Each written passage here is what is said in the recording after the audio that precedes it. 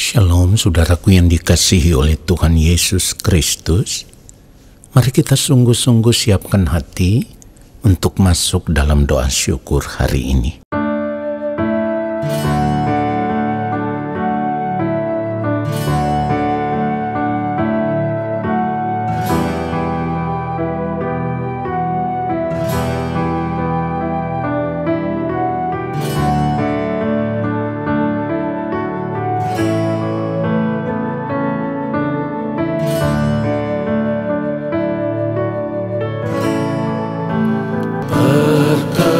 Perkenankan hamba-Mu, ya Bapa, masuk dalam hadirat-Mu yang kudus. Perkenankan hamba-Mu, ya Yesus, sujud menyembah dalam kekudusan.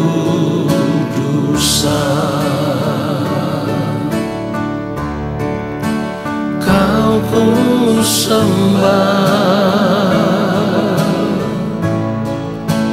Kau ku sembah, bersama para malaikat ku sujud menyembah. Kau ku sembah, Kau ku sembah, bersama para malaikat ku sujud menyembah. Kau ku sembah, Kau ku sembah, bersama para malaikat ku sujud menyembah. Kau ku sembah, Kau ku sembah, bersama para malaikat ku sujud menyembah. Bersama para malaikat ku sujud menyembah. Sujud menyembah.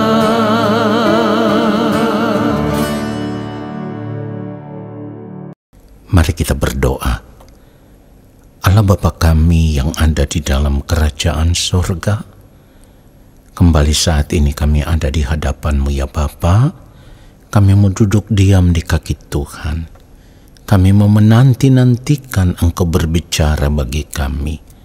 Sampaikanlah firman-Mu kepada kami, dan biarlah kami mau berjuang untuk hidup seturut dengan firman-Mu di sepanjang sisa umur hidup kami, karena kami rindu pada akhirnya di kekekalan nanti kehidupan kami boleh ditemukan berkenan di hadapan Bapa.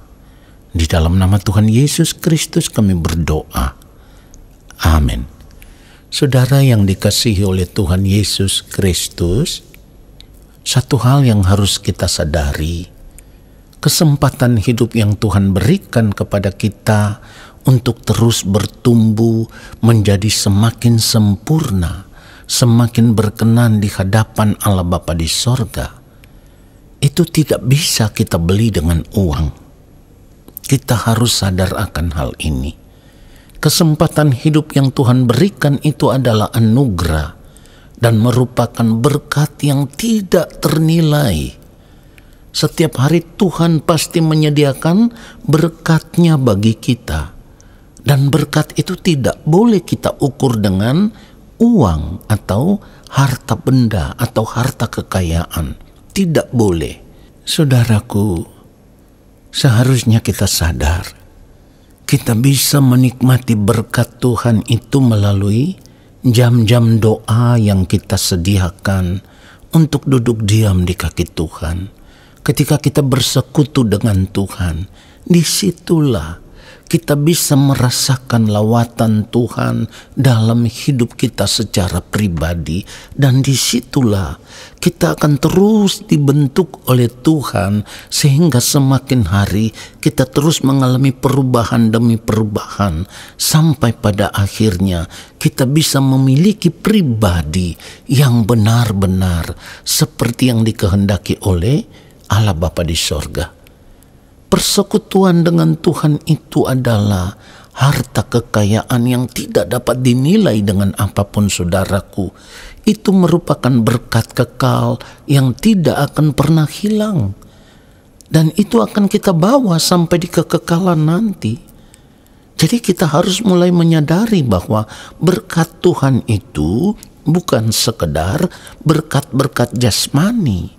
Berkat-berkat yang bisa kita nikmati sesaat saja selama kita masih hidup di dunia ini. Berkat yang Tuhan sediakan bagi kita itu adalah berkat kekal, ya. Berkat yang Tuhan sediakan bagi kita itu bisa kita temukan lewat berbagai persoalan-persoalan hidup, masalah hidup yang Tuhan izinkan terjadi di dalam kehidupan kita. Disitulah ada pembentukan Tuhan atas kehidupan kita. Itu menjadi berkat Tuhan bagi kita. Roma 8 ayat 28. Kita tahu sekarang bahwa Allah turut bekerja dalam segala sesuatu untuk mendatangkan kebaikan bagi mereka yang mengasihi Dia, yaitu bagi mereka yang terpanggil sesuai dengan rencana Allah. Saudara perhatikan itu. Jadi lewat berbagai persoalan yang kita hadapi, disitulah Tuhan bisa membentuk kita. Saudaraku, kalau manusia pada umumnya selalu mengejar berkat duniawi yang bisa mereka nikmati selama hidup di dunia ini, kita tidak perlu mengikuti cara hidup yang demikian. Sebab orang-orang yang hanya mengarahkan fokus hidup mereka tertuju kepada berkat-berkat duniawi, mata hati mereka dibutakan oleh dunia ini, sehingga mereka tidak pernah memikirkan masa depan hidup mereka di kekekalan, saudaraku. Sebagai orang percaya kita harus mulai sadar, kesempatan yang Tuhan berikan kepada kita saat ini harus kita pergunakan untuk mengumpulkan berkat yang kekal, bukan berkat duniawi yang sementara. Matius 6 mulai ayat 19, firman Tuhan katakan, janganlah kamu mengumpulkan harta di bumi. Di bumi ngengat dan karat merusakkannya, dan pencuri membongkar serta mencurinya. Ayat 20, tetapi kumpulkanlah bagimu harta di sorga. Di sorga ngengat dan karat tidak merusakkannya, dan pencuri tidak membongkar serta mencurinya. Perhatikan ayat 21. Karena di mana hartamu berada, di situ juga hatimu berada. Saudaraku, dari apa yang firman Tuhan katakan ini, seharusnya kita sadar, yang Tuhan mau saat ini kita harus mengarahkan fokus hidup kita hanya tertuju kepada kerajaan sorga. Sebab kita menerima anugerah keselamatan di dalam Tuhan Yesus Kristus itu tujuannya cuma satu, supaya di dalam Yesus kita dikembalikan kepada Allah Bapa di sorga. Tetapi kita harus kembali kepada Allah dalam keadaan yang benar-benar berkenan. Oleh karenanya, kita harus mulai mengerahkan fokus hidup kita untuk terus berubah menjadi pribadi seperti yang dikehendaki oleh Allah Bapa di sorga. Di dalam Matius 19, ketika ada orang muda yang kaya bertanya kepada Tuhan Yesus, Guru, perbuatan baik apakah yang harus kuperbuat untuk memperoleh hidup yang kekal? Saudaraku, dari percakapannya dengan yang mulia Tuhan Yesus Kristus saat itu, kalau kita mau membaca kisah ini, kita bisa menangkap satu kebenaran yang sangat luar biasa, yaitu kita tidak boleh mengikatkan diri dengan apapun yang kita miliki. Sebab di akhir percakapan itu Tuhan Yesus berkata kepadanya, seperti yang ditulis di dalam Matius 19 ayat 21, kata Yesus kepadanya, jikalau engkau hendak sempurna, pergilah, jualah segala milikmu dan berikanlah itu kepada orang-orang miskin, maka engkau akan beroleh harta di sorga. Kemudian datanglah kemari dan ikutlah aku. Perhatikan di dalam ayat 22 dikatakan, ketika orang muda itu mendengar perkataan itu, pergilah ia dengan sedih sebab banyak hartanya. Saudara lihat itu? Pada akhirnya kita bisa melihat bukti betapa sulitnya orang melepaskan diri dari keterikatan dengan semua yang ia miliki, dari keterikatan dengan harta dunia ini. Saudaraku, dan tanpa kita sadari itu bisa terjadi dalam kehidupan kita. Jadi mari periksa hidup kita. Jangan sampai saat ini kita masih terikat dengan apapun yang kita miliki, dengan apapun yang kita senangi. Kalau itu masih terjadi di dalam kehidupan kita, kita harus melepaskan diri dari keterikatan itu. Jika kita memang memiliki kerinduan untuk ada bersama-sama dengan Tuhan di dalam kerajaan-Nya. Saudaraku, kalau kita masih terus terikat dengan keadaan hidup yang demikian, itu artinya mata rohani kita telah dibutakan. Telinga rohani kita sudah tertutup, sehingga kita tidak bisa mendengar suara Tuhan lewat firman-Nya. Artinya sekalipun kita dengar, tetapi selalu kita mengeraskan hati untuk hidup menuruti nasihat firman Tuhan. Padahal seharusnya kita sadar, menjadi sempurna seperti Allah Bapa di sorga, menjadi serupa dengan yang mulia Tuhan Yesus Kristus, itu adalah satu-satunya kekayaan hidup yang tak ternilai, yang akan kita bawa sampai di kekekalan nanti. Dan ketika kita berdiri di hadapan takhta pengadilan Kristus, disitulah kita bisa ditemukan sebagai pribadi yang benar-benar berkenan. Karena apa? Karena harta kekayaan yang kita bawa itu adalah pribadi yang serupa dengan Yesus, sempurna seperti Allah Bapa di sorga yang adalah sempurna. Saudaraku, dengarkan apa yang saya katakan ini. Jika kita tidak memiliki harta kekayaan yang seperti ini, maka hidup kita tidak layak bagi Allah. Artinya kalau kita tidak serupa dengan Yesus, tidak sempurna seperti Bapa di sorga yang adalah sempurna, kita tidak layak bagi Allah Bapa di sorga, yang artinya kita tidak bisa menjadi anak-anak Allah di dalam kerajaan-Nya. Karena standar hidup anak-anak Allah di dalam kerajaan sorga itu adalah serupa dengan Yesus, sempurna seperti Bapa di sorga yang adalah sempurna. Oleh karenanya, saya harus katakan, jangan lagi mengarahkan fokus hidupmu hanya tertuju kepada berkat-berkat jasmani, makan, minum, dan pakai yang bisa engkau nikmati hanya sementara. 70-80 tahun hidup di dunia ini, engkau menikmati itu semua. Dan setelah itu, ketika berdiri di hadapan takhta pengadilan Kristus, hidupmu dipandang hina di hadapan Allah Bapa di sorga. Karena engkau tidak memiliki kehidupan yang benar-benar sempurna seperti Bapa di sorga. Oleh karenanya, mari kita sadar sebelum terlambat. Mari kita sadar dan berubah, saudaraku. Pergunakan kesempatan hidup yang Tuhan berikan saat ini hanya untuk mengejar berkat kekal, yaitu memiliki hidup yang benar-benar serupa dengan Yesus dan sempurna seperti Allah Bapa di sorga yang adalah sempurna. Biarlah kebenaran firman Tuhan yang singkat ini menyadarkan kita semua dan memberkati kita semua.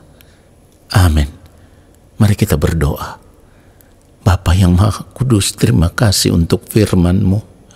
Sungguh, setiap hari kami disadarkan kami diingatkan, kami ditegur, supaya kami terus memperhatikan kehidupan kami. Lalu kami mau berjuang. Kami mau Tuhan mempergunakan kesempatan hidup yang Engkau berikan kepada kami untuk mengejar perkara-perkara kekal. Kami mau terus diubah, dibaharui di dalam Engkau, sehingga kami boleh menjadi pribadi seperti yang Engkau kehendaki, ya Bapa. Biarlah di sepanjang hari hidup kami hanya mau hidup melakukan apa yang menjadi kehendak-Mu, ya Allah. Terima kasih Bapa yang Maha Kudus untuk firman-Mu yang sudah memberkati kami. Dan saat ini kami semua mau mengangkat tangan di hadapan Bapa di sorga. Kami percaya Engkau menurunkan tangan dan memberkati hidup kami. Saudaraku, arahkanlah hatimu tertuju kepada Allah dan terimalah berkat-Nya. Segala berkat kasih karunia daripada Allah Bapa di sorga, rahmat cinta kasih yang berlimpah-limpah dari Tuhan Yesus Kristus di dalam persekutuan yang manis dengan Roh Allah yang kudus, turun atas kehidupanmu, menyertai langkah hidupmu, dan memberkati engkau sekarang dan sampai Tuhan Yesus datang kembali menjemput kita semua. Amin. Saudaraku, terima kasih sudah mengikuti doa syukur hari ini. Sampai jumpa dalam doa syukur besok hari. Tuhan Yesus memberkati kita semua. Shalom.